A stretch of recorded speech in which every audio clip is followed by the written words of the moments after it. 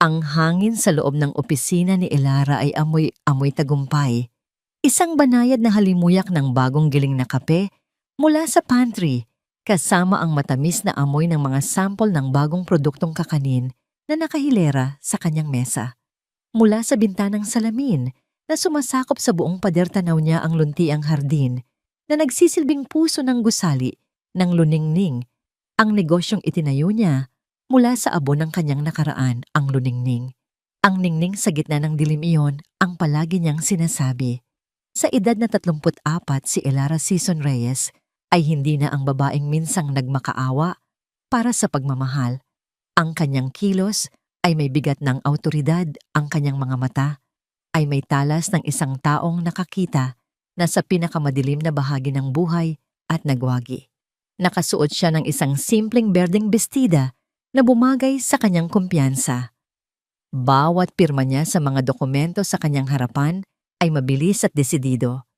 Siya ang CEO at founder. Bawat sulok ng lugar na ito ay bunga ng kanyang pawis, luha at dugo. Biglang tumunog ang kanyang personal na telepono, isang pamilyar na himig na para lamang sa iisang tao. Tita Elena, basa niya sa screen.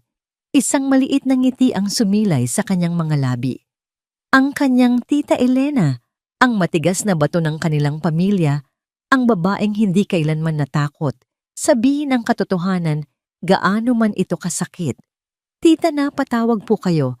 Sagot niya, ang kanyang boses ay malambing ngunit propesyonal pa rin. Narinig niya ang isang malalim na buntong hininga mula sa kabilang linya. Hindi ito magandang senyales. Elara Hija, umuupo ka ba? Kumunot ang noo ni Elara. Opo tita, nasa opisina po ako. May problema po ba? May balita ako at hindi ko alam kung paano sasabihin. Sagot ni Elena, ang boses ay may bahid ng pag-aalala at galit. Tungkol ito sa kanya. Hindi na kailangang pangalanan pa. Sa mundo ni Elara, iisa lang ang tinutukoy na siya. Ang multo ng nakaraan na matagal na niyang ibinaon. Si Leo. Automatikong nanigas ang kanyang panga. Ang panulat na hawak niya ay marahan niyang ibinaba. 5 taon. 5 taon na siyang malaya, 5 taon na payapa. Bakit ngayon pa? Anong tungkol sa kanya? Tita, tanong niya, pinipilit na panatilihing kalmado ang kanyang boses. Tumawag dito sa bahay. Hinanap ka. Sabi ko, wala ka na rito. Pero nagpumilit. Huminto si Elena. Tila naghahanap ng tamang salita. Elara, ikakasal na si Leo. Isang salita, 4 na pantig. Ngunit para itong isang malakas na sampal na yumanig sa payapang mundo ni Elara. Hindi dahil sa sakit, kundi dahil sa gulat. Ikakasal. Ang lalaking sumira sa kanya, ang lalaking kumuha ng uha ng lahat ay magpapatuloy sa buhay na parang walang nangyari. Isang parte sa kanya ang gustong matawa sa kabalintunaan ng lahat. Ganoon po ba yun lang ang lumabas sa kanyang bibig? Isang malamig at walang emosyong tugon. Hindi lang yan, Hija, pagpapatuloy ni Elena. At ngayon ang galit sa boses nito ay hindi na maitago. Ang kapal ng mukha. Inaanyayahan kanya sa kasal. Gusto raw niyang ipakita sa iyo ang pasasalamat niya dahil tinulungan mo siyang magsimula. Doon na napuno si Elara. Ang pasasalamat, isang paanyaya, bigla ang hangin sa kanyang opisina ay parang nawala. Ang amoy ng tagumpay ay napalitan ng mapait na alaala. Ito ay hindi isang paanyaya. Ito ay isang pang-insulto, isang hamon. Huwag kang mag-alala, tita. Alam ko kung ano ito.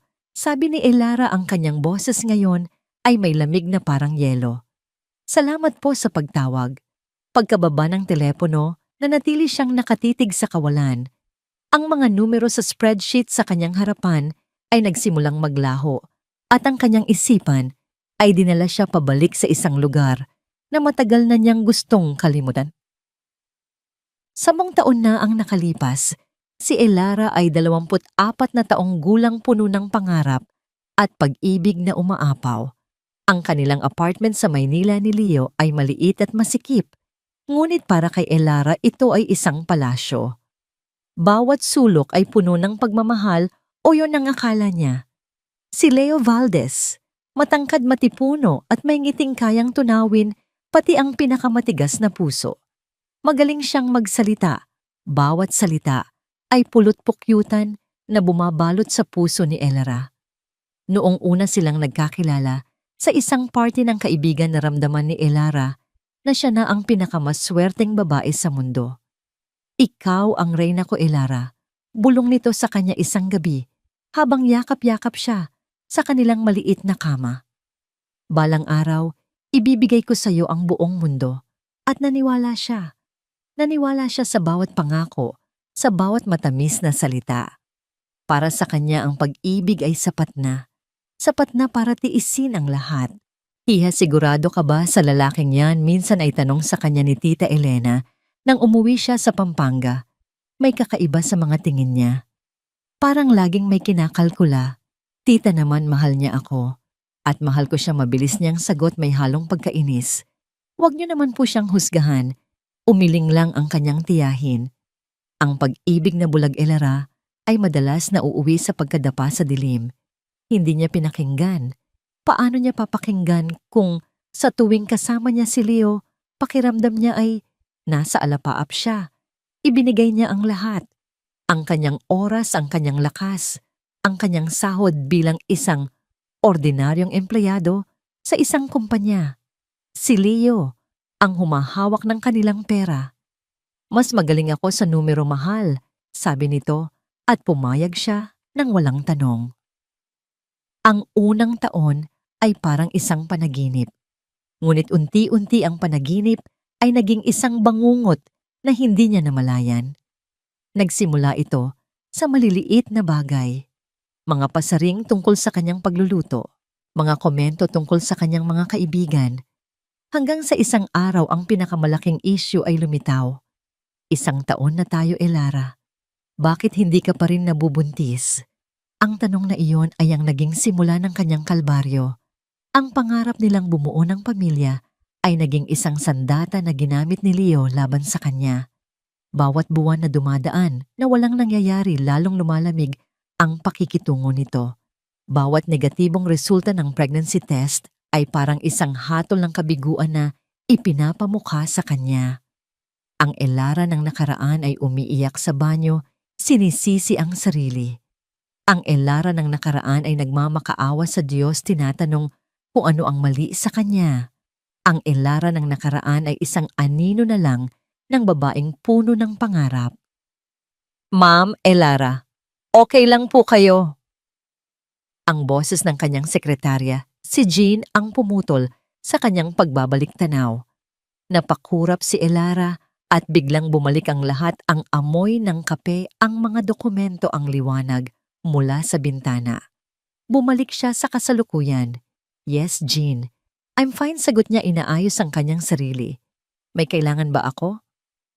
Pinapaalala ko lang po na may meeting kayo in 30 minutes with the marketing team, sabi ni Jean. At darating na po ang sundo ng mga bata. Ang mga bata. Parang isang mainit na kumot na yumakap sa kanyang puso, ang pag-iisip sa kanila, ang kanyang 3 bituin, ang kanyang 3 dahilan. Salamat, Jean. Pakisabi sa driver na hintayin ako. Ako na ang maghahatid sa kanila, pauwi, utos niya.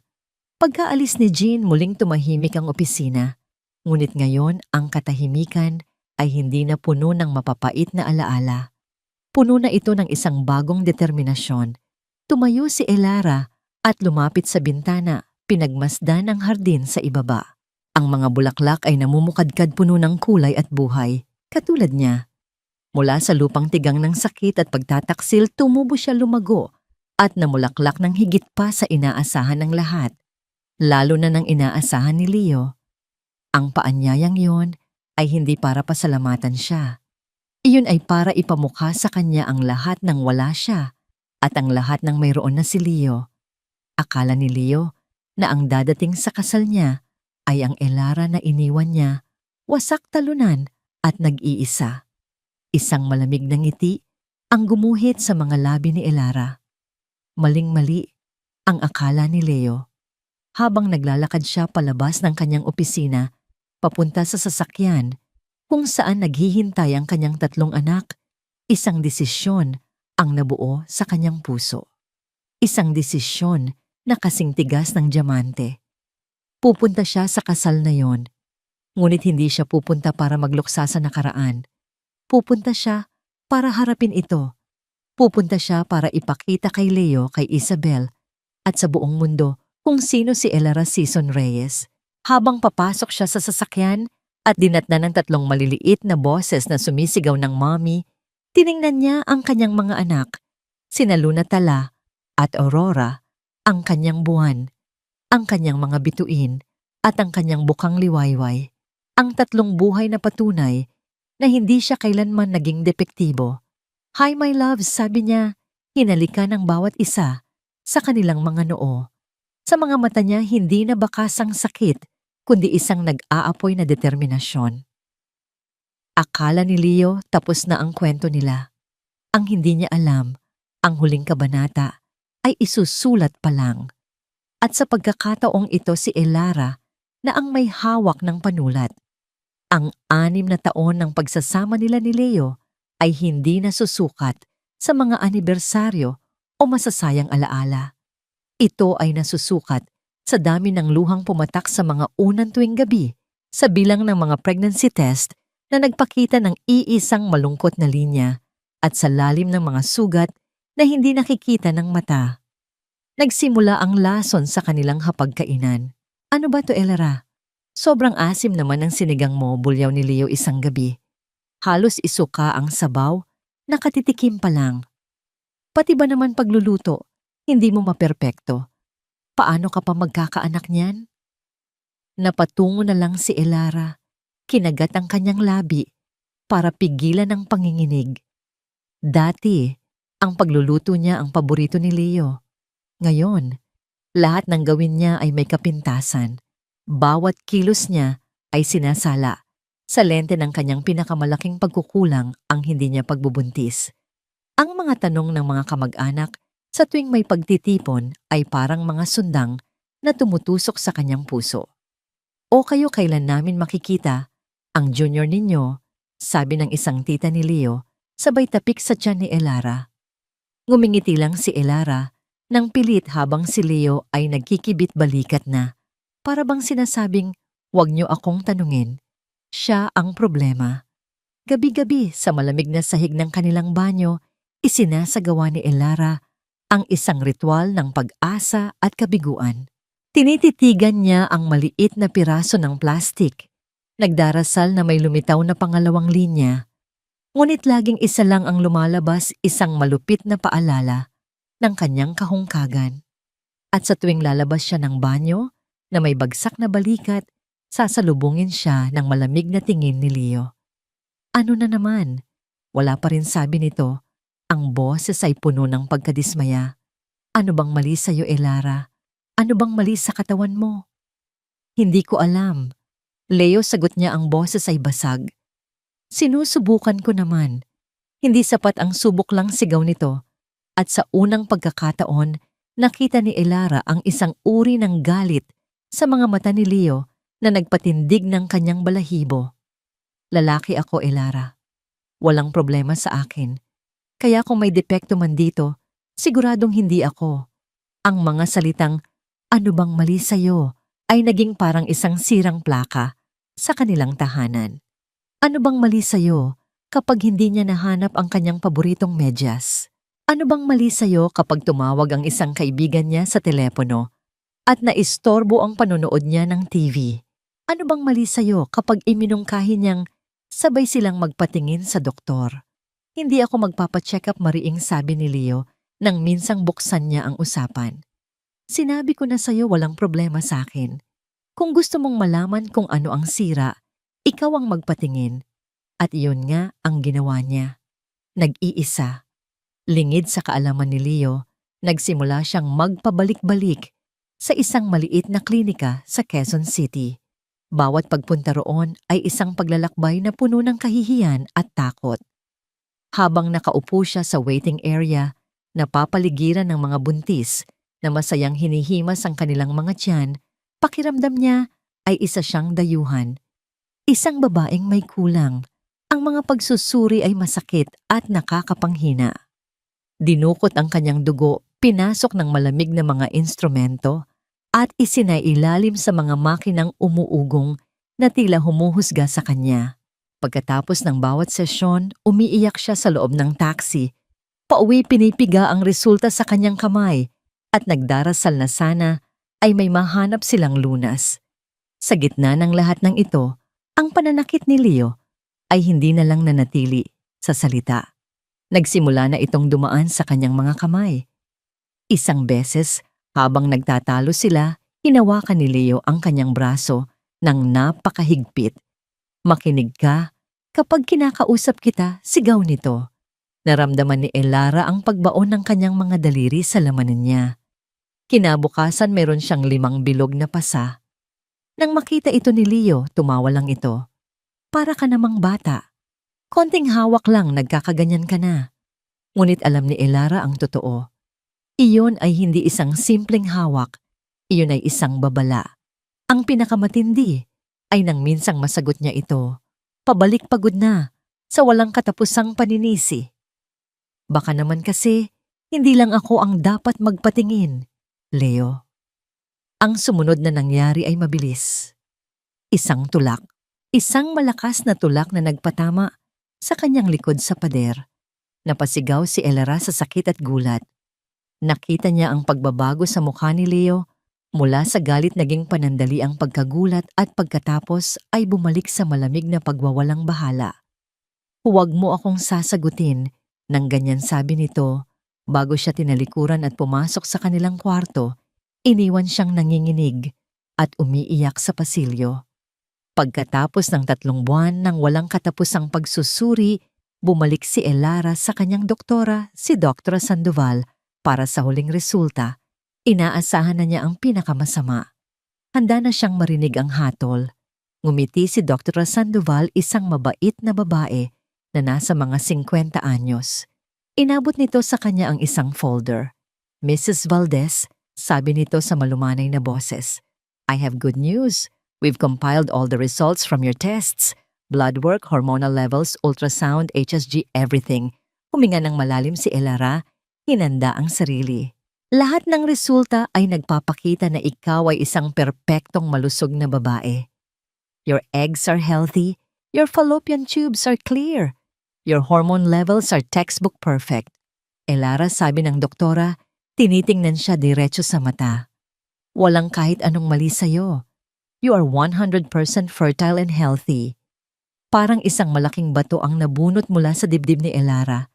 Napahawak siya sa folder, nanginginig ang mga kamay. Luha ang bumalong sa kanyang mga mata. Ngunit sa pagkakataong ito, hindi dahil sa sakit, kundi dahil sa ginhawa. Isang matamis, napakatamis na ginhawa. Ngunit kasabay ng ginhawang yon ay isang malamig na takot na gumapang sa kanyang likuran. Kung walang mali sa kanya, nagmadali siyang umuwi ng bahay. Ang puso ay kumakabog sa halo-halong emosyon, ginhawa, pag-asa at kaunting takot. Ito na iyon. Ito na ang katibayan na kailangan nila para harapin ang problema ng magkasama.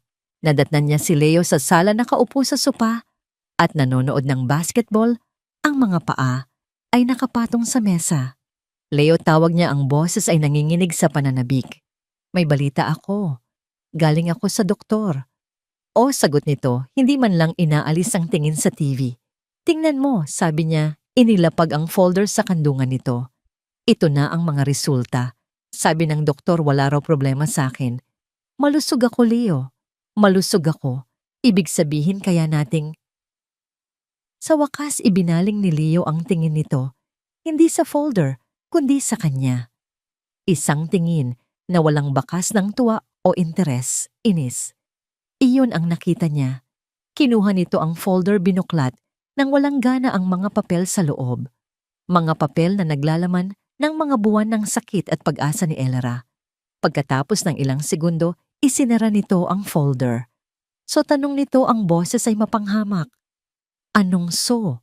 Naguguluhang tanong ni Elara. "Hindi mo ba naiintindihan? Ibig sabihin nito, baka ang problema ay hindi niya matapos ang sasabihin. Doon nagbago ang anyo ni Leo. Tumayo ito, ang mukha ay nabalot ng galit na hindi pa niya nakikita dati. Kinuha nito ang mga papel mula sa folder at sa harap mismo ng kanyang mga mata, pinunit-punit niya ito. Bawat punit ay parang isang punit sa kanyang puso. Tigilan mo ko sa kalokohan mo, Elara, sigaw nito. Ang boses ay umalingaw-ngaw sa kanilang maliit na apartment. Inihagis nito ang mga piraso ng papel sa mukha niya at ang mga ito'y lumipad pababa na parang mga sawimpalad na konfeti. Napaluhod si Elara. Sa sahig, hindi makapaniwala sa kanyang nakikita. Ang kanyang katibayan, ang kanyang pag-asa ngayon ay mga basura na lang sa kanyang paanan. Lumuhod si Leo. Sa harapan niya, hinawakan ang kanyang baba at pilit na itinaas para magkatinginan sila. Ang mga mata nito ay puno ng yelo. Ilang beses ko bang sasabihin sa'yo, bulong nito, bawat salita ay may diin. Ang problema nasa sayo at hanggat hindi mo yan inaamin, mananatili kang walang silbi. Noong gabing iyon sa sahig ng kanilang sala, sa gitna ng mga pira-pirasong papel ng kanyang pag-asa, naintindihan ni Elara. Hindi pamilya ang hanap ni Leo. Ang hanap niya ay isang taong masisisi. At habang tinitingnan niya ang lalaking minsan niyang pinangarap na makasama habang buhay, isang katotohanan ang tumatak sa kanyang isipan na mas masakit pa sa kahit anong pisikal na pananakit. Ang pag-ibig na inakala niyang isang palasyo ay isa palang kulungan. At siya ang bihag. Lumipas ang ilang linggo na tila yelo ang namamagitan kina Elara at Leo. Ang kanilang apartment ay naging isang malamig na kaharian ng katahimikan kung saan ang bawat isa ay gumagalaw na parang multo, umiiwas sa tingin ng isa't isa. Si Elara ay nagluluto ng mga pagkain na halos hindi ginagalaw ni Leo. Naglalaba siya ng mga damit na isinusuot nito papunta sa mga lugar na hindi niya alam. Natutulog siya sa isang kama, na ramdam niya ang kalawakan sa kanilang pagitan. Nasanay na siya sa lamig. Ang hindi niya inaasahan ay ang biglaang pagbabago ng panahon. Isang gabi umuwi si Leo na may dalang hindi pamilyar na kislap sa kanyang mga mata. Isang kislap na matagal nang hindi nakikita ni Elara, ang kislap ng dating Leo na minahal niya. Elara, sabi nito, ang boses ay puno ng sigla. Hinubad nito ang sapatos at umupo sa tabi niya sa sopa, isang bagay na hindi na nito ginagawa. May sasabihin ako sa'yo. Isang bagay na magbabago sa buhay natin. Nag-angat ng tingin si Elara, naguguluhan at maingat. Ano yon? May oportunidad, mahal, sabi ni Leo at hinawakan nito ang kanyang kamay. Ang init ng palad nito ay nagpadala ng kuryente sa buong katawan ni Elara. Napakagutom niya pala sa isang simpleng haplos. Si Damon, yung kaibigan ko, magbubukas ng high-end na car detailing shop. Alam mo na, yung para sa mga mamahaling sasakyan. Kinukuha niya akong partner. Ako ang magpapatakbo. Elara, ito na yon. Ito na ang sagot sa lahat ng problema natin. Ang puso ni Elara ay nagsimulang tumibok ng mabilis. Pag-asa. Isang maliit delikadong usbong ng pag-asa ang sumibol sa kanyang dibdib. Pero, paano? Wala tayong pera, Leo, mahina niyang sabi. Doon tiningnan siya ni Leo nang diretso sa mata. Ang mga mata nito ay nangungusap ng aakit. Ikaw wala. Pero ako, alam kong meron ka. Natahimik si Elara. Alam niya kung ano ang tinutukoy nito. Ang 800,000 na nasa bangko sa ilalim ng kanyang pangalan. Ang perang iyon ay hindi lang basta ipon. Iyon ang huling pamana sa kanya ng kanyang yumaong ama. Ang kanyang safety net, ang sabi nito, bago pumanaw. Para sa'yo, anak, kung sakaling kailanganin mo. Leo, pera yun ni Itay. Nagsimula siyang mga tuwiran ngunit pinutol siya nito. Alam ko, at alam kong para sa kinabukasan mo yun, malambing na sabi ni Leo. Pero isipin mo, Elara, ito ang kinabukasan natin. Hindi mo ba gustong umangat tayo sa buhay sawang-sawa na akong maging ordinaryong mekaniko lang. Gusto kong ibigay sa'yo ang buhay na nararapat sa'yo. Yung hindi na natin poproblemahin ang bayarin, yung makakain natin kahit saan natin gusto. Lumapit pa ito sa kanya, ang hininga ay mainit sa kanyang pisngi. At baka kapag hindi na ako masyadong stressed sa pera, mas makaka-focus na tayo sa pagbuo ng pamilya natin. Baka yun lang ang kulang, mahal. Yung kapanatagan. Iyon ang mga salitang tumunaw sa lahat ng kanyang pagdududa. Ang pagbuo ng pamilya natin. Ang mga salitang yon ang kanyang kahinaan.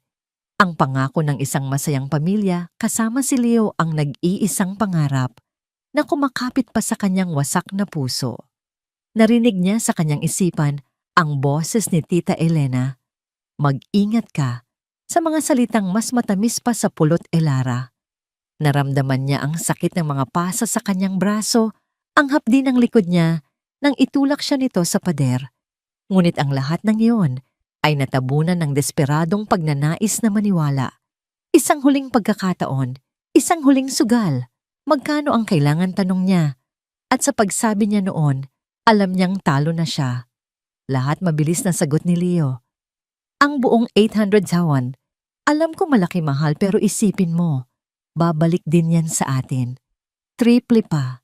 Ito na ang pagkakataon natin, Elera. Huwag na nating palampasin. Noong gabing iyon, habang si Leo ay nagsasalita, nang walang tigil tungkol sa kanilang magandang kinabukasan, may isang maliit na bahagi sa isip ni Elara na nag-udyok sa kanya na gawin ang isang bagay na hindi niya karaniwang gagawin. Habang nakayakap ito sa kanya at bumubulong ng mga pangako, marahan niyang kinuha ang kanyang cellphone sa bedside table. Binuksan niya ang voice recorder app at pinindot ang record, isang munting pag-iingat sa gitna ng kanyang bulag na pagtitiwala. Isang lihim na pag-amin sa sarili na baka kailanganin niya ng pruweba balang araw. Kinabukasan sa bangko, nanginginig ang mga kamay ni Elara habang pinipirmahan ang withdrawal slip.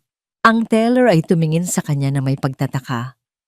Sigurado po kayo, ma'am, malaking halaga po ito. Tumangulang siya, hindi makapagsalita. Habang binibilang ng makina ang pera, bawat tunog ay parang isang martilyo na pumupukpok sa kanyang dibdib. Inilagay niya ang makapal na bungkos ng pera sa isang malaking brown envelope at niyakap ito. Ito na ang lahat sa kanya. Ang alaala ng kanyang ama, ang kanyang seguridad, ang kanyang kinabukasan. At ibibigay niya ito lahat sa lalaking umaabuso sa kanya sa pag-asang mababago niya ito. Pag-abot niya ng sobre kay Leo, hinalikan siya nito sa noo. Salamat, mahal. Hindi mo pagsisisihan ito. Pangako. At sa unang ilang buwan, mukhang tutuparin nga ni Leo ang kanyang pangako. Ang Prestige Auto Works ay naging isang malaking tagumpay. Sa loob ng 6 na buwan ng negosyo, ay kumikita ng higit pa sa inaasahan nila. Si Leo ay naging abala, ngunit sa simula, naging mas mabait siya. May mga gabing umuuwi siyang may dalang bulaklak. Minsan niyayaya niya si Elara na kumain sa labas. At si Elara, sa bawat maliit na kabaitang yon, ay kumakapit, iniisip na ito na ang simula ng kanilang pagbabago. Ngunit ang pera ay isang mapanganib na bagay. Binabago nito ang tao. At binago nito si Leo sa isang halimaw na hindi na niya kilala. Nagsimula sa mga bagong damit, mga branded na polo na hindi niya alam kung saan galing. Sumunod ang isang mamahaling relos na kumikinang sa kanyang pulso. Pagkatapos ang amoy, isang pabango na hindi si Elara ang bumili. Ang mga late nights sa shop ay naging mas madalas. Ang mga tawag sa telepono ay sinasagot niya sa labas ng bahay. At isang pangalan ang palagi niyang naririnig na binabanggit ng mga empleyado ni Leo kapag dumadalaw siya sa shop. Isabel. Si Isabel ay ang bago niyang assistant, isang dalaga na mas bata kay Elara, may mahabang itim na buhok at mga tinging puno ng paghanga para kay Leo. At si Leo naman, sa harap mismo ni Elara, ay tila nag-iibang tao kapag nariyan si Isabel. Mas malakas ang tawa, mas mayabang ang tindig. Ang huling pako sa kabaong ng kanilang pagsasama ay dumating isang gabi, halos isang taon, matapos ibigay ni Elara ang pera. Umuwi si Leo na amoy alak at pabango ni Isabel. Hinarap siya ni Elara, hindi na para makipag-away, kundi para magmakaawa. Leo, anong nangyayari sa atin? Tanong niya ang mga luha ay nagbabadyang tumulo. Akala ko ba para sa atin ito? Tiningnan siya ni Leo, mula ulo hanggang paa, isang tingin na puno ng pagkasuklam. Isang tingin na para siyang isang lumang gamit na kailangan ng itapon. Para sa atin, tumawa ito, isang tawang walang kagalakan. Elara, gumising ka nga. Nagbago na ang buhay ko. Nagbago na ako. Hindi na ako yung mekanikong basahan na pinakasalan mo. Pero yung puhunan ko, yung pera. Nauutal na, sabi ni Elara. Ngumisi si Leo, isang nangising malupit at walang puso. Ang 800,000, yun ba ang tinutukoy mong puhunan? Elara, bayad ko lang yun. Sa utang na loob mo sa akin dahil pinakasalan kita. Isipin mo na lang, yun ang bayad mo para sa apelyido ko. Gumuho ang mundo ni Elara. Ang sakripisyo niya, ang pamana ng kanyang ama, ang huling hibla ng kanyang pag-asa. Lahat ng yon para kay Leo ay isa lamang bayad utang. Isang kabayaran para sa karangalan na maging asawa niya. Noong gabing iyon, habang si Leo ay mahimbing na natutulog sa kanilang kama, si Elara ay nakaupo sa dilim ng kanilang sala, yakap-yakap ang sarili. Wala nang luhang lumalabas. Naubos na. Ang naroon na lang ay isang nakakabinging katahimikan at ang malamig, matigas na katotohanan. Ang puhunan niya ay hindi para sa isang negosyo. Ito ay bayad para sa isang napakamahal na leksyon. Ang pagtatapos ay hindi dumating na parang isang biglaang pagsabog. Ito ay dumating na parang isang mabagal na pagkabulok, isang amoy na matagal nang kinikimkim ni Elara sa loob ng kanilang tahanan hanggang sa isang araw, hindi na niya ito matagalan. Ang araw na yon ay isang Huwebes. Naaalala pa ni Elara ang bawat detalye. Nagpaalam siya ng maaga sa opisina, bit-bit ang isang supot ng pinamili mula sa palengke. Plano niyang ipagluto si Leo ng paborito nitong kare-kare. Isang desperadong pagtatangka, isang huling subok na ibalik ang kahit kapirasong anino ng lalaking minsan niyang minahal. Naisip niya baka sa pamamagitan ng lasa ng pamilyar na pagkain, maalala nito ang simula, ang mga panahong simple pa ang lahat. Habang papalapit siya sa pinto ng kanilang apartment, ang susi ay nanginginig sa kanyang kamay. Narinig niya ito. Mga boses. Boses ni Leo, malakas at masaya. At isa pang boses. Boses ng isang babae. Isang halakhak na tila isang patalim na direktang tumusok sa kanyang tainga. Si Isabel. Nabitawan ni Elara ang hawak niyang supot. Ang mga gulay, sitaw, talong puso ng saging ay gumulong sa maruming sahig ng pasilyo na parang mga basag na pangarap. Nanatili siyang nakatayo roon, nagyayelo, hindi makagalaw. Ang pinto ay bahagyang nakaawang sapat lang para marinig niya ang usapan sa loob. Nakakatawa ka talaga, Leo, sabi ni Isabel. Ang boses ay malandi at puno ng panunukso. Paano mo natitiis na umuwi pa sa baog na, yon gabi-gabi baog? The word echoed in the hallway, bouncing off the concrete walls and straight into Elara's heart. Narinig niya ang malutong na tawa ni Leo. Isang tawa na minsan ay musika sa kanyang pandinig, ngunit ngayon ay tunog ng isang demonyo. Tiyaga lang, babe. Konting tiyaga na lang. Malapit ko nang tapusin ang kalbaryo ko. Pag nakuha ko na lahat ng gusto ko, sisipain ko na, yon palabas ng buhay ko. Bakit hindi pa ngayon, tanong ni Isabel. May pera ka na. Sikat na ang shop mo. Ano pang kailangan mo sa kanya? Simple lang sagot ni Leo, at sa tono nito, alam ni Elara na nakangisi ito. Ang drama niya, ang pagiging biktima niya. Kapag iniwan ko siya ngayon, baka mag-eskandalo. Baka habulin niya yung 800,000 Monday na binigay niya. Kailangan kong gawin ito ng malinis. Kailangan kong palabasin na siya ang may kasalanan. Siya ang sumuko para kapag umalis siya dala niya ang kahihiyan, hindi ang pera ko. Matalino ka talaga humahangang, sabi ni Isabel. Kaya mahal na mahal kita eh. Narinig ni Elara ang tunog ng mga halik. Mabilis, mapusok, at pagkatapos katahimikan. Hindi alam ni Elara kung gaano siya katagal nakatayo roon. Ang kanyang mga binti ay nangangalay, ngunit hindi niya maramdaman. Ang tanging nararamdaman niya ay ang pagguho ng lahat sa loob niya.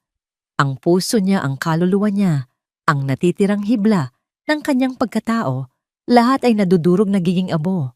Dahan-dahan siyang tumalikod, pinulot isa-isa ang mga gulay na nagkalat. Pumasok siya sa kanyang kotse na nakaparada sa labas at umupo roon. Walang luha. Wala nang mailuluha pa. Ang naroon lang ay isang nakakabinging kawalan. Doon sa loob ng luma niyang sasakyan, namatay ang dating Elara. Ang babaeng mapagmahal, maunawain at puno ng pag-asa ay naglaho. Ang naiwan ay isang baso na puno na at isang maling galaw na lang ay aapaw na. Pagkalipas ng 2 oras nang mahimasmasan siya, bumalik siya sa apartment. Si Leo na lang ang nandoon nakaupo sa sopa, nanonood ng TV na para bang walang nangyari. "Oh, nandyan ka na pala," sabi nito, hindi man lang siya tiningnan. "Anong hapunan?" Hindi sumagot si Elara. Dumiretso siya sa kusina, inilapag ang mga pinamili at nagsimulang magluto. Nagluto siya ng kare-kare. Ang pinakamasarap na kare-kare na kaya niyang gawin. Bawat hiwa ng gulay, bawat halo sa sarsa ay ginawa niya ng may perpektong kontrol habang pinapanood niyang kumain si Leo. Habang sinasabi nitong, "Masarap to ah." Sa wakas, may tinamaka rin isang malamig na kapayapaan ang bumalot kay Elara. Ang kapayapaan ng isang taong alam na tapos na ang laban. 3 araw ang lumipas. Umuwi si Leo mula sa trabaho, hindi na nag-abala pang magtanggal ng sapatos. Nakita niya si Elara na naghuhugas ng mga plato sa lababo. Walang sabi-sabi, inihagis niya ang isang brown envelope sa mesa sa kusina. Gumawa ito ng malakas na kalabog. "Pirmahan mo yan," utos nito. Ang boses ay malamig at walang emosyon. "Ano to?" tanong ni Elara, kahit alam na niya ang sagot. Dahan-dahan siyang lumingon, ng kamay ay basa pa at may bula. "Divorce papers," sabi ni Leo. "Ayoko na, Elara. Suko na ako." Hindi na to gumagana. Hindi na to gumagana. Ang 6 na taon ng kanyang buhay, ng kanyang sakripisyo ay tinapos sa isang pangungusap na parang nagsasabing, sira na ang isang appliances. Ano ang hindi gumagana? "Leo," tanong niya, ang boses ay kalmado, isang bagay na ikinagulat maging ng sarili niya. Nagkibit balikat si Leo. "Lahat. Walang anak, walang kwentuhan. Para tayong 2 estranghero. At sa totoo lang, hindi na kita mahal." Ang huling mga salita ay dapat masakit. Ngunit para kay Elara wala na itong epekto. Manhid na siya. Paano? Paano ang negosyo? "Ang pera na binigay ko sa'yo, iyon na lang," ang nais sa tinig niya. Huminto si Leo sa may pinto. Sa isang saglit nakita ni Elara ang isang bahid ng guilt sa mukha nito. Ngunit nawala rin ito agad, na parang isang bula. "Regalo yun, Elara," sabi nito. Ang mga labi ay kumukuyom sa isang ngisi. "At hindi binabawi ang regalo. Bobo ka ba sa batas? Walang nakasulat. Walang kontrata. Nagbigay ka dahil gusto mo. Tanga ka, hindi ako." Doon, sa salitang tanga, isang bagay ang pumutok sa loob ni Elara. Ang baso ay umapaw na. Isang malakas na sampal ang dumapo sa pisngi ni Leo. Ang tunog ay umalingaw-ngaw sa buong apartment. Napahawak si Leo sa kanyang pisngi, ang mga mata ay nanlalaki sa gulat. Hindi niya inaasahan ito. Hindi mula sa maamo at tahimik na si Elara. "Hayop ka, pabulong," na sabi ni Elara. Ang mga mata ay nag-aapoy sa galit na matagal niyang kinimkim. "Kinuha mo ang lahat sa akin. Ang pera ko, ang mga taon ko, ang dignidad ko. Hayop ka." Ang gulat sa mukha ni Leo ay napalitan ng purong galit. "Sumasagot ka na ngayon. Sigaw nito. Itinulak niya si Elara ng malakas. Natumba si Elara, ang ulo ay tumama sa gilid ng mesa sa kusina. Naramdaman niya ang isang matalas na sakit at pagkatapos ay ang mainit na likido na dumadaloy sa kanyang sentido. Dugo. Nakatayo lang si Leo, tinitingnan siya mula sa itaas ang dibdib, ay umaalon sa galit. Pirmahan mo ang mga papel. Sabi nito, ang boses ay mas malupit pa kaysa dati. Umalis ka sa pamamahay ko at huwag na huwag ka nang magpapakita sa akin. Dahil sa susunod na makita kita, sisiguraduhin kong sa ospital ka napupulutin. Tinalikuran siya nito at lumabas ng apartment. Isinara ang pinto ng malakas na halos yumanig ang buong gusali. Naiwan si Elara na nakahandusay sa sahig ng kusina. Ang dugo ay tumutulo sa puting tiles. Dahan-dahan niyang hinawakan ang kanyang ulo. At nang tingnan niya ang kanyang kamay, nakita niya ang matingkad na pula. Sa sandaling iyon, sa gitna ng sakit at pagdurugo, hindi na hinanakit ang naramdaman niya. Paglaya. Ito na ang kanyang paglaya. Dugo ang naging bayad, ngunit sa wakas malaya na siya. Tumayo siya kahit masakit ang katawan. Kumuha siya ng basahan at pinunasan ang sarili niyang dugo sa sahig. Pagkatapos kinuha niya ang ballpen at pinirmahan ang mga papel ng diborsyo nang hindi na binabasa. Kinabukasan, habang si Leo ay wala, inimpake niya ang lahat ng kanyang gamit sa ilang karton. Ang damit, ang iilang libro, at ang lumang litrato ng kanyang mga magulang. Habang isinasara niya ang pinto ng apartment sa huling pagkakataon, wala siyang naramdamang lungkot. Wala nang natira sa kanya. Walang pera, walang asawa, walang tahanan, walang anak. Ngunit sa kanyang pag-alis, dala niya ang isang bagay na mas mahalaga. Isang pangako sa sarili. Hindi na siya muling magiging biktima. Ang babaeng lumabas sa pintong iyon ay hindi na ang Elara na pumasok. Ang aalis ay isang babaeng nasugatan, ngunit hindi sumuko. Isang babaeng handang sunugin ang kanyang nakaraan para lang makapagsimula ng panibagong apoy. Ang biyahe mula Maynila, pabalik ng Pampanga, ay tila isang paglalakbay sa ibang dimensyon. Ang matatayog na gusali at maingay na trapiko ay dahan-dahang napalitan ng malalawak na bukirin na luntian sa sikat ng hapon at ng mga puno ng akasya na nakahilera sa gilid ng kalsada. Para kay Elara, ang bawat kilometrong nilalakbay palayo sa syudad ay 1 kilometrong paglayo sa kanyang bangungot. Ang kanyang lumang kotse na puno ng mga karton na naglalaman ng mga pira-pirasong labi ng kanyang nakaraang buhay ay umuugong na tila pagod na rin. Sa bawat pag-ugong nito, nararamdaman niya ang bigat ng kanyang kabiguan. Sa edad na 30, dapat sana ay nagpapatatag na siya ng sariling pamilya.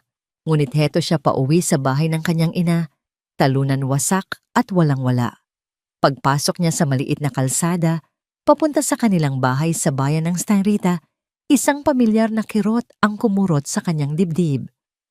Ang lahat ay pareho pa rin ang mga bahay na may malalaking bintanang kapis, ang mga batang naglalaro ng tumbang preso sa daan, ang amoy ng nilulutong pagkain na lumalabas mula sa mga kusina. Ngunit siya ay nagbago na. Ang dalagang umalis dito, 6 na taon na, ang nakalipas na puno ng pag-asa, ay hindi na ang babaeng nagbabalik ngayon. Ipinark niya ang kotse sa tapat ng kanilang bahay, isang lumang istilong bahay na bato na minana pa sa kanyang mga lolo't lola. Sa tabi nito ay ang nakasaradong kainan, ang kusina ni Elena na dating buhay na buhay at dinarayo. Ngayon, ang pintura nito'y tuklap-tuklap na, ang mga bintana'y maalikabok, at ang karatulang kahoy ay kupas na isang malungkot na monumento ng masayang nakaraan. Bumaba siya ng sasakyan at naramdaman niya ang panunuyo ng kanyang lalamunan. Paano niya haharapin ang kanyang ina? Paano niya aaminin ang kanyang pagkatalo? Hindi na niya kailangang mag-isip pa. Ang pinto ng bahay ay bumukas at mula roon ay lumabas si Aling Teresita, ang kanyang ina. Ang dating matipunong babae ay tila lumiit, ang kanyang buhok ay mas marami ng puti at ang kanyang paglakad ay marahan na.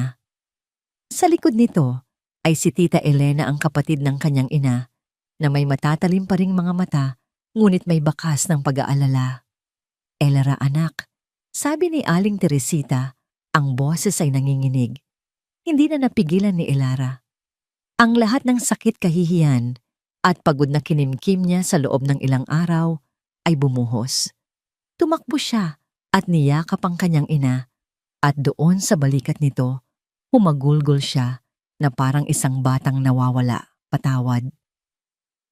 "Nay, patawad po," paulit-ulit niyang sabi sa gitna ng kanyang mga hikbi.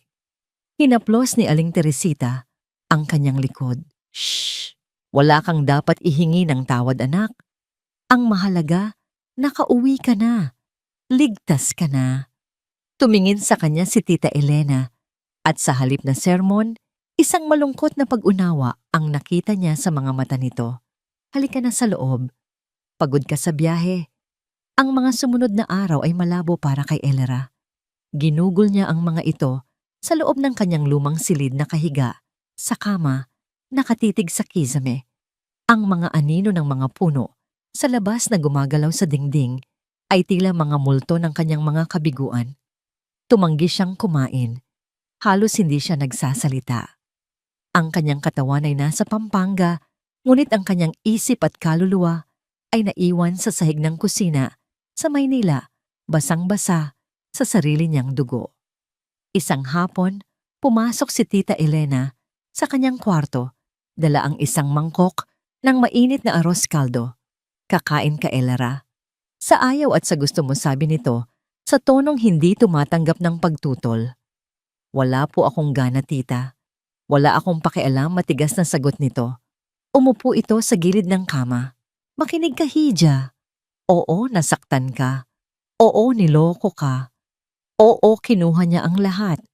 Pero hindi pa katapusan ng mundo. Ang pag-iyak at pagmumukmok dito ay hindi magbabalik ng pera mo o ng mga tao na sinayang mo.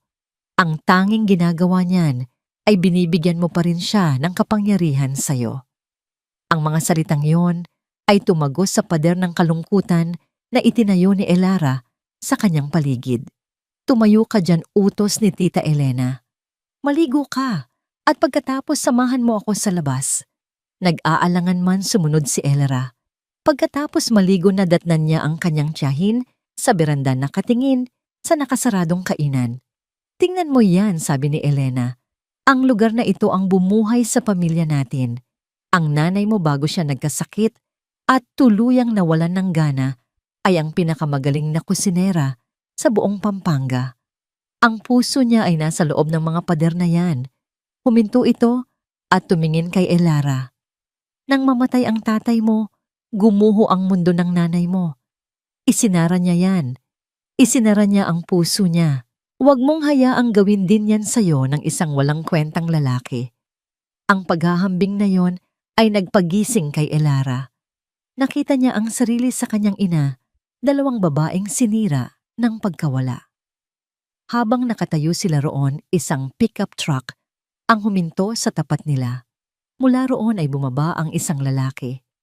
Matangkad ito, nakasuot ng simpleng puting t-shirt at maong may dalang kamera na nakasabit sa kanyang leeg. Ang kanyang mga mata ay may kakaibang lalim at kabaitan. "Magandang hapon po," bati nito, isang magalang na ngiti sa kanyang mga labi. "Ako po si Marco Reyes. Isa po akong arkitekto. Dito po ba ang dating kusina ni Elena?" "Oo, kami nga," sagot ni Tita Elena. Bahagyang tinaasan ito ng kilay. "Anong kailangan mo dito? Sarado na ito." "Alam ko po," sabi ni Marco. Ang tingin ay lumipat mula sa kainan papunta kay Elara at nanatili roon ng ilang segundo. "Part po ako ng isang proyekto na nagdodokumento at tumutulong na i-revive ang mga heritage sites dito sa Pampanga. At itong lugar nyo, may kaluluwa po ito. Sayang kung pababayaan lang." Bumaba ang tingin ni Elara sa sarili.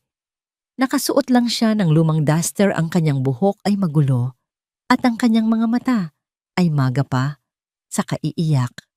Nahiya siya. Gaya ng sabi ko, sarado na kami, malamig na sabi ni Elara. At akmang tatalikod na. Naiintindihan ko, mabilis na sabi ni Marco. Pero, kung papayagan niyo lang po, gusto ko sanang kunan ng litrato para maidokumento man lang. Ang ganda po kasi ng pundasyon, kitang-kita na matibay.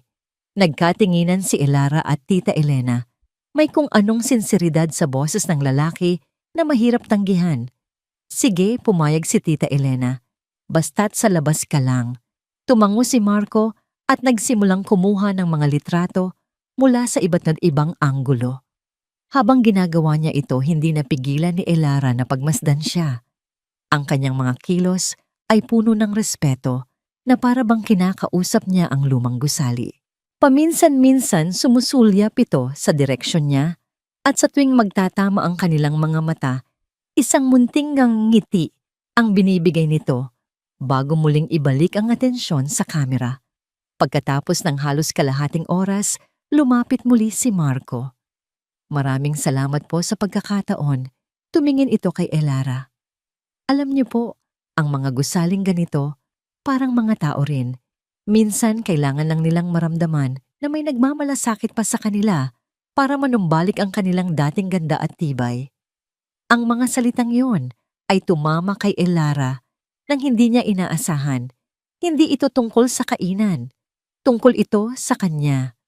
Ang pundasyon ng lugar na ito ay napakatibay, pagpapatuloy ni Marco na tila hindi namamalayan ang epekto ng kanyang mga salita. Kailangan lang nitong mahalin muli. Bago siya umalis, iniwan ni Marco ang kanyang calling card. Kung sakaling magbago po ang isip ninyo tungkol sa pag-revive ng lugar, nandito lang po ako para tumulong. Nang gabing iyon, sa unang pagkakataon, sa loob ng maraming araw, lumabas si Elara sa beranda at tinitigan ang abandonadong kainan. Inalala niya ang mga salita ni Marco. Ang pundasyon ay napakatibay. Kailangan lang nitong mahalin muli.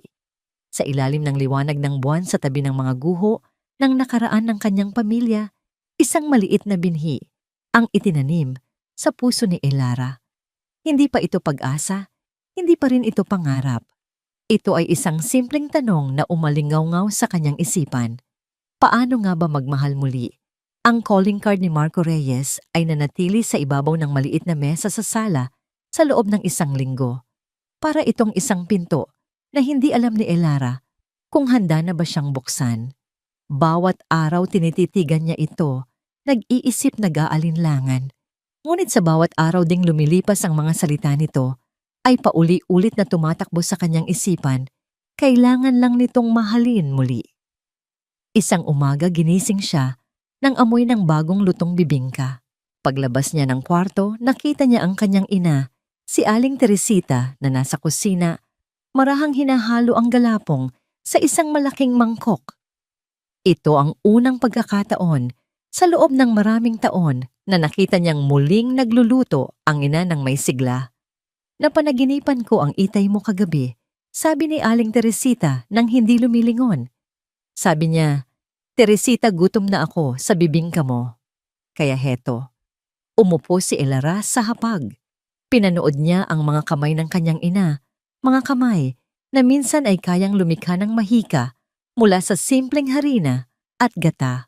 At sa sandaling iyon, isang ideya ang biglang pumasok sa kanyang isipan. Isang ideya na nakakatakot, ngunit kasabay nito'y nakakapagpasigla. Nay mahina niyang sabi, paano kung bubuksan natin ulit ang kainan, huminto sa paghahalo si Aling Teresita, at lumingon sa kanya ang mga mata nito ay may halong gulat at lungkot. Anak, matanda na ako. Wala na akong lakas para dyan. Hindi po kayo ang magpapatakbo mabilis, na sabi ni Elara. Ako po. Ituturo niyo sa akin lahat. Lahat ng sikreto ninyo sa pagluluto. Pero hindi po natin ibebenta ang mga dati. Gagawa tayo ng bago. Kinuha ni Elara ang calling card ni Marco. Bago pa siya magdalawang isip, tinawagan niya ito. Mr. Reyes, si Elara Valdez po ito. Ay season po pala pagtatama niya sa sarili. At sa simpleng pagbawi na yon, naramdaman niya ang isang maliit na paglaya. Tungkol po doon sa alok ninyo. Gusto ko po sanang makipag-usap. Nagkita sila kinabukasan sa mismong harap ng lumang kainan. Dala ni Marco ang isang rolyo ng mga plano at isang sketchbook. Si Elara naman, dala ang isang notebook na puno ng mga ideya. Hindi ko ito bubuksan bilang isang karinderya, paliwanag ni Elara habang binubuksan niya ang mga pinto ng kainan sa unang pagkakataon sa loob ng ilang taon. Ang amoy ng alikabok at lumang kahoy ang sumalubong sa kanila. Gusto kong gumawa ng isang lugar kung saan ang mga tradisyonal na kakanin ng Pampanga ay bibigyan ng bagong buhay. Modernong itsura, pero yung lasa-lasang lola pa rin. Mga maliliit na biko na nasa magagandang kahon, mga puto bumbong na may iba't ibang toppings, mga sapin-sapin na parang cake. Isang bagay na pwedeng ipangregalo, ipasalubong o kainin habang nagkakape. Habang nagsasalita si Elara, nakikinig lang si Marco tumatango at paminsan-minsay nagdodrawing sa kanyang sketchbook. Hindi siya tumitingin kay Elara na parang isang babaeng wasak. Tinitingnan siya nito na parang isang visionary. Gusto ko ang ideya mo, sabi ni Marco pagkatapos. Isang tulay sa pagitan ng nakaraan at ng kasalukuyan. Ipinakita nito ang kanyang sketch. Sa papel ang luma at pagod na kainan ay nagbagong anyo. Malalaking bintanang salamin, mga mesang gawa sa natural na kahoy, mga nakasabit na ilaw na may disenyong parang mga bituin. Simple moderno, pero mainit sa pakiramdam. Gagamitin natin ang mga lumang kahoy mula sa sahig para gawing pader, para manatili ang kasaysayan ng lugar. Sa mga sumunod na buwan ang lumang kainan ay naging pugad ng kanilang mga pangarap. Si Elara sa tulong ng ina at ni Tita Elena ay ginawang laboratorio ang kanilang kusina. Sinubukan niya ang daan-daang recipe, minsan ay umuuwi sa kabiguan, minsan naman ay sa tagumpay. Natutunan niya ang tamang lapot ng gata, ang perpektong luto ng malagkit, at ang sikreto sa likod ng masarap na latik. Si Marco naman ay naging regular na bisita. Ngunit hindi lang siya arkitekto. Siya ay naging karpintero-pintor at tagabuhat. Sabay nilang kinaskas ang mga lumang pintura, nilinis ang mga bintana, at itinayo ang mga bagong pader. Sa gitna ng alikabok at ingay ng martilyo, isang kakaibang koneksyon ang nabuo sa pagitan nila. Hindi ito tulad ng naramdaman niya para kay Leo. Walang nakakasilaw na pagnanasa, walang matatamis na pangakong walang laman.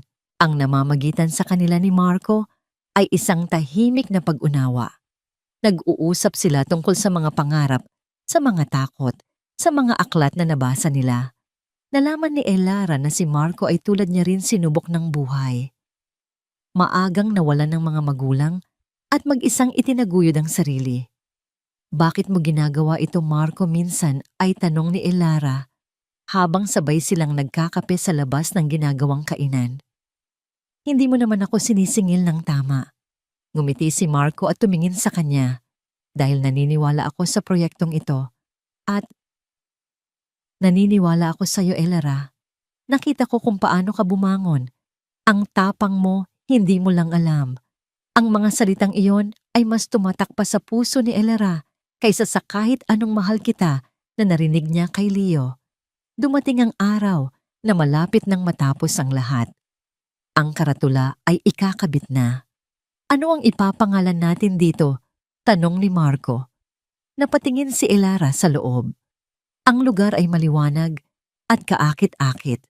Ang mga ilaw na parang bituin ay nagbibigay ng isang mahikang sinag. Luningning sagot niya. Dahil ito ang ningning ko sa gitna ng dilim. Ang luningning ay nagbukas sa isang simpleng Sabado ng umaga. Walang grand opening, mga kaibigan at kapitbahay lang ang imbitado. Ngunit sa pagtatapos ng araw, ubos ang kanilang paninda. Ang mga tao ay bumalik nagdala ng mga kaibigan at ang balita tungkol sa masasarap at magagandang kakanin ng luningning ay kumalat na parang apoy sa buong bayan. Naging abala si Elara. Mga araw na nagsisimula bago sumikat ang araw at nagtatapos sa hating gabi. Ngunit ito ay isang pagod na may kasamang saya. Bawat kahon ng kakanin na ibebenta niya ay isang patunay na kaya niya. Kaya niyang tumayo sa sarili niyang mga paa. Si Marco ay palaging naroon, hindi bilang arkitekto, kundi bilang isang kaibigan. Minsan tutulong siyang mag-serve ng kape. Minsan uupo lang siya sa isang sulok nagmamasid na may ngiti sa kanyang mga labi.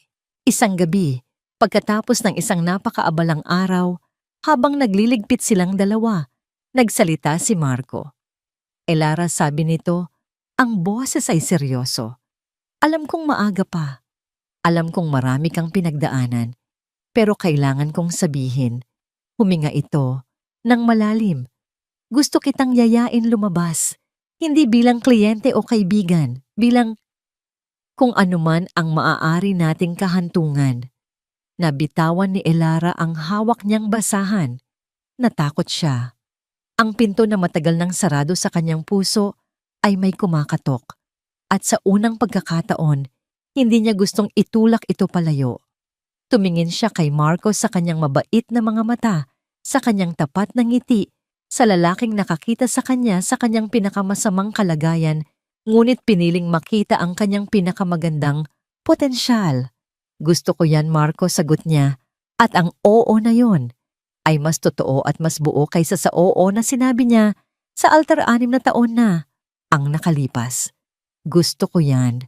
At sa ilalim ng mga ilaw na parang bituin ng luningning, sa gitna ng amoy ng bagong lutong kakanin at bagong pag-asa, nagsimula ang isang bagong kabanata.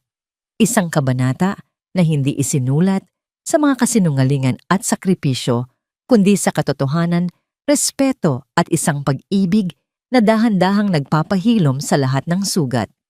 Ang pag-ibig ni Elara at Marco ay hindi isang naglalagablab na apoy. Ito ay isang mainit na baga na dahan-dahang nagbibigay liwanag at init tinutunaw ang anumang yelong natira sa puso ni Elara. Ang kanilang mga date ay simple lang. Minsan ito ay paglalakad sa tabing bukid habang papalubog ang araw. Minsan ito ay pagbisita sa mga lumang simbahan sa Pampanga na kinukunan ni Marco ng litrato. Kadalasan ito ay sa luningning mismo pagkatapos magsara, kung saan sabay silang nagkakape habang nagkukwentuhan tungkol sa araw na nagdaan. Kay Marco, natutunan ni Elara ang kahulugan ng isang tunay na partner. Hindi siya nito pinipigilan. Sa halip siya pa ang nagtutulak sa kanya na abutin ang mas mataas. May tumawag mula sa isang food bazaar sa Maynila Balita ni Elara isang araw, may halong kaba at pananabik. Iniimbita nila ang luningning na magkaroon ng booth. Kung gayon, ano pang hinihintay natin na kangiting, sabi ni Marco. Panahon na para makita ng Maynila kung ano ang kaya mong gawin. Ang dating syudad na simbolo ng kanyang kabiguan ay naging entablado ngayon ng kanyang tagumpay. Ang booth ng luningning sa bazaar ay naging isang instant hit. Dinumog ito ng mga food blogger, mga social media influencer at mga ordinaryong tao na naakit sa ganda at sarap ng kanyang mga produkto. Ang kanyang mga kakanin na nakalagay sa mga eleganteng bayong packaging na dinisenyo ni Marco ay naging usap-usapan. Mula roon, dumaloy ang mga oportunidad. Mga order mula sa mga malalaking kumpanya para sa mga corporate giveaways, mga alok na mag-supply sa mga high-end na coffee shop sa Makati at BGC. Ang luningning ay hindi na lang isang maliit na tindahan sa Pampanga. Ito ay nagiging isang pambansang brand. Kinailangan ni Elara na kumuha ng mas maraming tauhan at palakihin ang kanyang kusina. Siya na ngayon ang CEO ng isang lumalagong negosyo, isang bagay na hindi niya kailanman pinangarap. Sa gitna ng lahat ng tagumpay na ito, nanatiling matatag ang kanyang relasyon kay Marco. 6 na buwan pagkatapos ng kanilang unang date, habang sabay silang nakaupo sa bubong ng luningning, pinapanood ang mga bituin, nagsalita si Marco. Elara, sabi nito, kinukuha ang kanyang kamay. Noong una kitang makita, nakita ko ang isang gusaling may matibay na pundasyon pero wasak ang labas. Ngayon ang nakikita ko ay isang matayog na istruktura na nagbibigay liwanag sa lahat sa paligid niya. Huminga ito ng malalim. Gusto kong maging bahagi ng istrukturang yan. Gusto kong maging haligi mo ang bubong mo, ang tahanan mo. Pakasalan mo ako, Elara. Walang mamahaling singsing, walang grand gestures. Tanging dalawang tao lang sa ilalim ng mga bituin na may hawak na katapatan at pag-ibig. Oo, sagot ni Elara. At ang mga luha na pumatak mula sa kanyang mga mata ay purong kaligayahan. Oo, Marco. Oo. Ang kanilang kasal ay simple, ngunit puno ng kahulugan. Ginanap ito sa hardin sa likod ng Luningning, ang lugar kung saan nagsimula ang lahat. Ang mga bisita ay iilan lang ang kanilang pamilya at malalapit na kaibigan. Nakasuot si Elara ng isang simpleng puting bestida at ang kanyang buke ay gawa sa mga bulaklak ng sampagita at ilang-ilang. Habang naglalakad siya patungo kay Marco na nakangiting naghihintay sa kanya, nakita niya ang kanyang ina na umiiyak sa isang tabi mga luha ng tuwa. Sa wakas, ang kanyang anak ay buo na muli. Ang unang taon ng kanilang pagsasama bilang mag-asawa ay mas matamis pa sa kahit anong matamis na kakanin na niluluto ni Elara. Ngunit may isang maliit na anino ng takot na nananatili pa rin sa isang sulok ng kanyang isipan. Paano kung hindi pa rin ako magkaanak, Marco? Minsan ay tanong niya habang nakahiga sila sa kama. Niyakap siya ni Marco ng mahigpit. Kung gayon tayong dalawa ay sapat na. At kung hindi meron namang 1,000 paraan para bumuo ng pamilya, hindi lang iisa ang daan, Elara. Ang mahalaga, magkasama tayo sa anumang daan na pipiliin natin. Ang katiyakang yon ang nagpatahan sa kanyang mga huling agam-agam. At tila ba narinig ng langit ang kanyang mga panalangin. 1 buwan pagkatapos ng kanilang unang anibersaryo, nagsimula siyang makaramdam ng kakaiba. 1 pagkahilo sa umaga, 1 pagkasensitibo sa mga amoy. May takot at pag-asa bumili siya ng pregnancy test. Sa pagkakataong ito, hindi niya ito ginawa ng mag-isa sa banyo. Tinawag niya si Marco. Samahan mo ako, sabi niya. Magkahawak kamay nilang hinintay ang resulta. At nang lumitaw ito hindi 1, kundi 2 malinaw na pulang linya na pasigaw silang pareho. Niyakap ni Marco si Elara, itinaas ito at inikot-ikot sa kanilang silid. Kapwa sila tumatawa at umiiyak sa tuwa. Magiging tatay na ako? Paulit-ulit na sigaw ni Marco. Magiging nanay na ako, bulong ni Elara sa sarili hindi makapaniwala. Ang kanilang kaligayahan ay nasundan pa ng isang mas malaking sorpresa.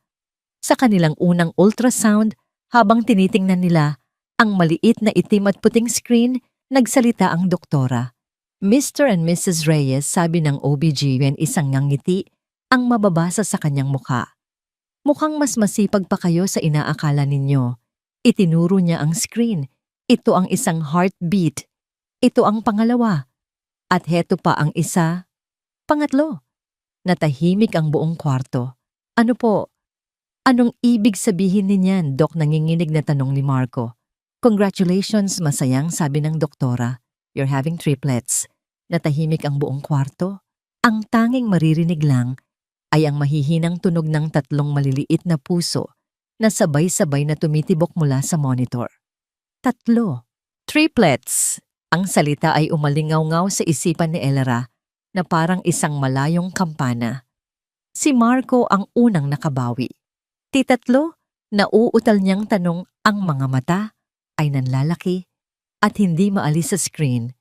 Pagkatapos ng ilang segundo ng pagkabigla, isang malawak na ngiti ang unti-unting gumuhit sa kanyang mga labi hanggang sa ito'y naging isang malakas at masayang tawa. 3. Elara, 3. Magkakaroon tayo ng 3 anak. Nilingon niya si Elara na nananatiling tahimik, ang mga luha ay tuloy-tuloy na dumadaloy sa kanyang mga pisngi. Ang mga luha ay hindi na ng sakit o kalungkutan, kundi ng isang napakalalim at napakatinding emosyon na hindi niya kayang pangalanan. Sa isang iglap sa harap ng itim at puting imahe ng 3 maliliit na buhay sa loob niya, naalala niya si Leo. Naalala niya ang mga salitang ibinato nito sa kanya na parang mga batubaog. walang silbi. Anong mali sa'yo 6 na taon? Siyang naniwala na siya ay may kulang. 6 na taon siyang yumuko sa kahihiyan tinatanggap ang paninisi. Ngunit ang tadhana ay may pagkamapagbiro. Hindi lang siya binigyan ng isang anak para patunayang mali si Leo. Binigyan siya ng 3. Isang sagradong sampal sa lahat ng kasinungalingan. Isang malakas na sigaw mula sa kalawakan na nagsasabing hindi ka kailanman naging depektibo. Mahal nag-aalalang tanong ni Marco, hinawakan ang kanyang mukha. Okay ka lang ba? Tumingin si Elara sa kanya at sa gitna ng kanyang mga luha, isang ngiti ang sumilay. Isang ngiti ng paglaya. Okay na okay, mahal. Sobrang okay. Ang 9 na buwan ng kanyang pagbubuntis ay hindi naging madali.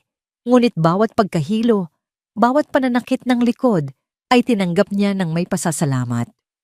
Si Marco ay hindi nawala sa kanyang tabi. Hinahaplos ang kanyang likod, minamasahe ang kanyang mga paa, at kinakausap ang 3 sanggol sa kanyang sinapupunan gabi-gabi. Ang luningning ay pansamantala niyang ipinagkatiwala sa kanyang mga pinagkakatiwalaang tauhan habang siya ay nag-focus sa pag-aalaga sa mga himalang lumalaki sa loob niya. At dumating sila, 3 malulusog magaganda at magkakamukhang sanggol na babae. 3 perpektong milagro na sabay-sabay na dumating sa mundo. Habang hawak niya ang isa sa kanila sa unang pagkakataon at si Marco naman sa 2 pa, isang kumpletong kapayapaan ang bumalot kay Elara. Lahat ng sakit ng nakaraan ay nabura. Lahat ng bakas ng pagtataksil ay naghilom. Pinangalanan nila silang Luna Tala at Aurora. Ang kanyang buwan ang kanyang bituin at ang kanyang bukang liwayway. Ang kanyang 3 ilaw sa gitna ng dilim. Ang ating 3 bituin bulong ni Marco habang pinapanood nila ang mga anak na mahimbing na natutulog.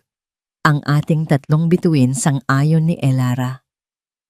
Ang alaalang yon matamis at matingkad ang nagpabalik kay Elara sa kasalukuyan. Nakatayo pa rin siya sa kanyang opisina, ang telepono ay nakababa na, ngunit ang mga salita ni Tita Elena ay malinaw pa rin sa kanyang pandinig. Ikakasal na si Leo. Inaanyayahan kanya. Isang malalim na hininga ang kanyang pinakawalan. Ang galit na naramdaman niya kanina ay napalitan ng isang kakaibang kalmado, isang katiyakan. Lumabas siya ng opisina at dumiretso sa playroom sa tabi nito, isang lugar na ipinagawa niya para sa kanyang mga anak.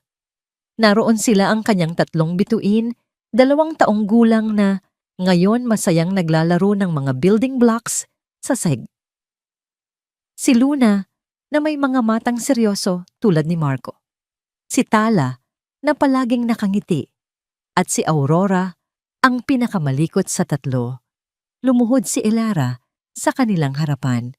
Ang 3 pares ng mga matang magkakamuka ay lumingon sa kanya at sabay-sabay silang tumakbo para yakapin siya. Mami, niyakap niya sila nang mahigpit nilanghap ang kanilang matamis na amoy. Ito ang kanyang buhay ngayon. Ito ang kanyang tagumpay. Ito ang katotohanang hindi kayang burahin ng kahit sinong Leo Valdez. Tumayo siya buhat-buhat si Aurora, habang hawak naman sa kamay sina Luna at Tala. Naglakad sila papunta sa malaking bintanang salamin, kung saan tanaw ang hardinin ng luningning.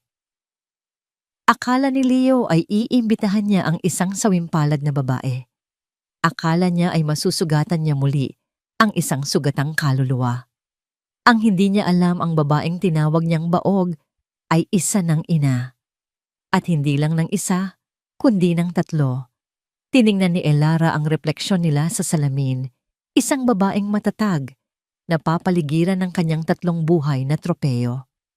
Ang paanyaya ni Leo ay hindi na isang banta. Isa na itong oportunidad. Isang entablado na inihanda nito para sa sarili nitong pagbagsak. Mga anak, bulong niya sa kanyang mga prinsesa. May pupuntahan tayong party sa Maynila. Isang malamig at desididong nangiti ang gumuhit sa kanyang mga labi. Panahon na para makilala ng dating mundo ni Mami kung sino na siya ngayon. Ang balita ng paanyaya ay ibinahagi ni Elara kay Marco noong gabing iyon pagkatapos nilang patulugin ang mga bata. Nakaupo sila sa kanilang beranda sa ilalim ng parehong mga bituin na naging saksi sa kanilang pag-iibigan. Isinalaysay niya ang lahat, ang tawag ni Tita Elena, ang pang-iinsulto na nakabalat kayo bilang pasasalamat at ang desisyong nabuo sa kanyang puso. Habang nagsasalita si Elara, nakikinig lang si Marco. Ang kanyang mukha ay kalmado, ngunit nakakuyom ang kanyang mga kamao sa ibabaw ng mesa. Nang matapos si Elara, isang mahabang katahimikan ang namagitan. Ano sa tingin mo basag ni Elara sa katahimikan? Nabaliw na ba ako, umiling si Marco at inabot ang kanyang kamay. Hindi ka nabaliw, Elara. Nagising ka lang ng tuluyan.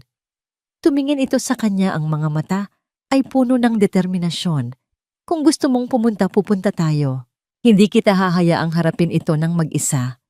Tayo, oo, tayo maring, sabi ni Marco. Ang pamilya mo ngayon ay pamilya ko. Ang laban mo ay laban ko. Hindi tayo pupunta doon para gumanti, Elara.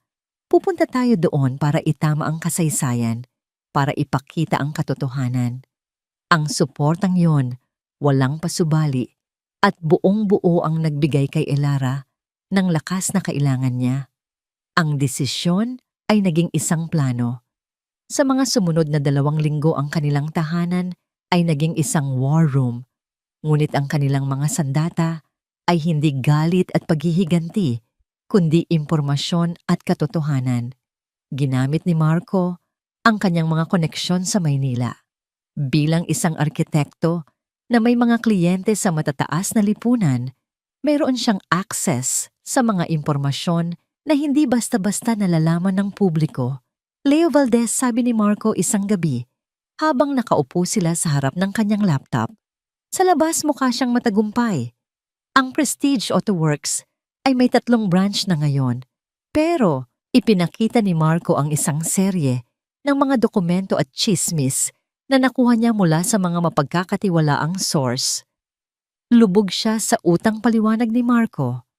Ang bahay na tinitirhan nila ni Isabel ay nakasangla sa 3 bangko. Ang mga mamahaling sasakyan na pinupost niya sa social media ay hindi pa fully paid. He's living a life he can't afford. Pinapanindigan niya ang isang imahe para makahakot ng mga kliyenteng mayayaman. At si Isabel, tanong ni Elara. Nag-scroll si Marco sa ilang mga social media profiles. Si Isabel galing sa isang pamilyang may kaya pero hindi mayaman. Obsessed siya sa status. Sa tingin niya si Leo ang ticket niya sa A-list. Ngunit may mga bulong-bulungan. Huminto si Marco at tumingin kay Elara. May mga sabi-sabi na bago sila naging seryoso ni Leo, may iba siyang kasintahan. Isang mayaman at mas matandang lalaki. Bigla na lang silang naghiwalay nang magsimulang umangat ang negosyo ni Leo. Ang mga impormasyon ay unti-unting bumubuo ng isang larawan. Isang larawan ng 2 taong desperadong kumapit sa isang pekeng mundo ng karangyaan, handang gawin ang lahat para mapanatili ito. Habang si Marco ang nangangalap ng impormasyon tungkol sa kasalukuyan ni Leo, si Elara naman ay bumalik sa kanyang nakaraan. Mula sa isang lumang baul na itinago niya sa ilalim ng kanyang kama, kinuha niya ang mga ebidensya ng kanyang 6 na taong pagtitiis. Una, ang cellphone na naglalaman ng recording. Inilipat niya ang audio file sa isang bagong device. Siniguradong malinaw at malakas ito. Ang boses ni Leo, puno ng mga pekeng pangako, ay tila isang multo mula sa libingan. Pangalawa, ang mga medical records. Bagamat pinunit ni Leo ang kopya niya, mayroon siyang orihinal na file mula sa klinika. Ang bawat pahina ay isang patunay ng kanyang kalusugan at ng kasinungalingan ni Leo. At ang panghuli, ang pinakamahalaga sa lahat, ang bank statement, ang withdrawal slip ng 800,000 pesos. Ang pirma niya sa papel na yon ay hindi lang pag-withdraw ng pera. Ito ay ang pag-alis ng tiwala ng pag-ibig ng kanyang sarili. Inilagay niya ang lahat ng ito sa isang malinis na folder, ang kanyang bala. Sigurado ka ba na gusto mong isama ang mga bata? Tanong ni Aling Teresita, isang hapon, habang pinapanood niya si Elara na pumipili ng mga damit para sa biyahe. Opo, Nay, sagot ni Elara. Sila ang pinakamahalaga kong ebidensya. Sila ang buhay na patunay na hindi ako kailanman naging depektibo. Kailangang makita sila ni Leo. Kailangang makita sila ng lahat. Ang huling bahagi ng paghahanda ay ang kanilang itsura. Hindi ito tungkol sa pagyayabang. Ito ay tungkol sa pagpapadala ng isang mensahe. Tumawag si Elara sa isang sikat na designer sa Maynila at nagpagawa ng isang damit. Isang kulay emerald green na bestida, ang kulay ng pag-asa ng paglago at ng inggit. Simple ang disenyo ngunit ang tela at ang tabas ay sumisigaw ng elegansya at kapangyarihan. Para kay Marco isang charcoal gray suit ang pinili. At para sa mga bata 3 magkakaparehong dilaw na bestida na parang mga sinag ng araw. Ang kanilang pamilya ay hindi darating na parang mga kawawang bisita. Darating sila na parang mga royalty. Isang araw bago ang kanilang flight, nakatanggap si Elara ng isang text message mula sa isang hindi kilalang numero. Narinig ko na pupunta ka raw sa kasal. Huwag mo nang ituloy, Elara. Magmumukha ka lang katawa-tawa. Alam niyang galing ito kay Leo o marahil kay Isabel. Isang huling pagtatangka na takutin siya. Ngumiti si Elara. Sa halip na matakot, mas lalo siyang naging desidido. Ipinakita niya ang text kay Marco. Natatakot na sila, sabi ni Marco. Alam nilang may dala kang bagyo. Hindi lang ako ang may dala ng bagyo, sagot ni Elara. Tinitingnan ng 3 anak na naglalaro sa sahig, kaming 4. Ang araw ng kanilang flight papuntang Maynila ay dumating. Habang nag-aantay sila sa airport lounge, isang pribilehiyong hindi niya naranasan noon, pinagmasdan ni Elara ang kanyang pamilya. Si Marco na matiyagang nagbabasa ng libro sa mga bata. Sina Luna, Tala at Aurora na sabik sa kanilang unang pagsakay sa eroplano. Walang bakas ng takot sa kanyang dibdib. Ang naroon ay isang malinaw na layunin. Paglapag ng eroplano sa Maynila, hindi sila sumakay sa taxi.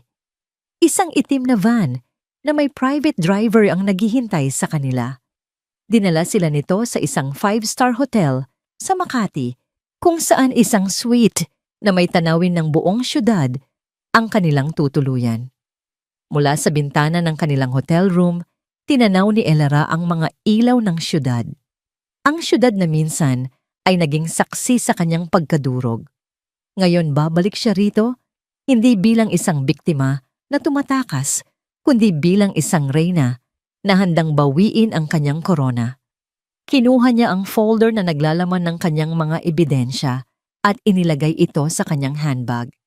Handa ka na ba? Para bukas, tanong ni Marco, yumakap mula sa kanyang likuran. Humarap si Elara sa kanya at ngumiti. Isang ngiting kalmado, matatag at nakakakilabot. Matagal na akong handa, mahal, sagot niya. Ang tanong ay, handa na ba sila? Para sa akin, ang araw ng kasal ay isang perpektong hapon sa Maynila. Ang araw ay maliwanag, ngunit hindi nakakapasong. At isang banayad na hangin ang umiihip mula sa Manila Bay.